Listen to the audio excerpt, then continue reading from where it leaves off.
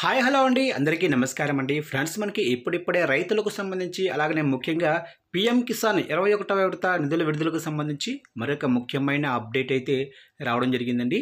అయితే ఇందుకు సంబంధించిన పూర్తి వివరాలు అయితే మన వీడియోలో తెలుసుకుందామండి. వీడియో మాత్రం స్కిప్ చేయకుండా చూడండి ఫ్రెండ్స్, అప్పుడే మనకి పూర్తి సమాచారం అయితే తెలుస్తుంది.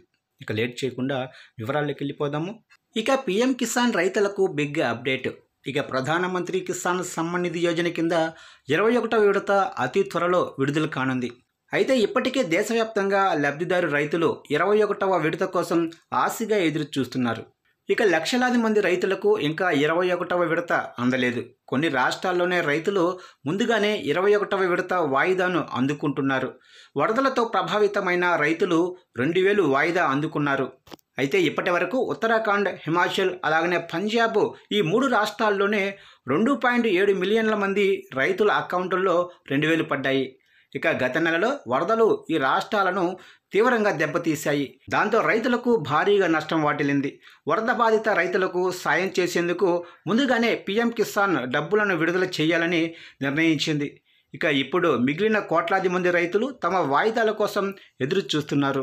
ఇక ప్రధానమంత్రి కిసాన్ పథకం 21వ విడతను ప్రభుత్వం ఇంకా అధికారికంగా ప్రకటించలేదు. అయితే దీపావళికి ముందు రైతుల ఖాతాలకు డబ్బు బదిలీ చేసే అవకాశం అయితే ఉందని మీడియా నివేదికలు సూచిస్తున్నాయి. ప్రధానమంత్రి కిసాన్ సమ్మాన్ నిధి యోజన యొక్క 21వ విడత అక్టోబర్ 17 నాటికి విడుదలైతే కావచ్చు. అయితే కొంతమంది రైతులకు ఈ వాయిదా డబ్బులు అందకపోవచ్చు. దానికి అనేక కారణాలైతే ఉండవచ్చు.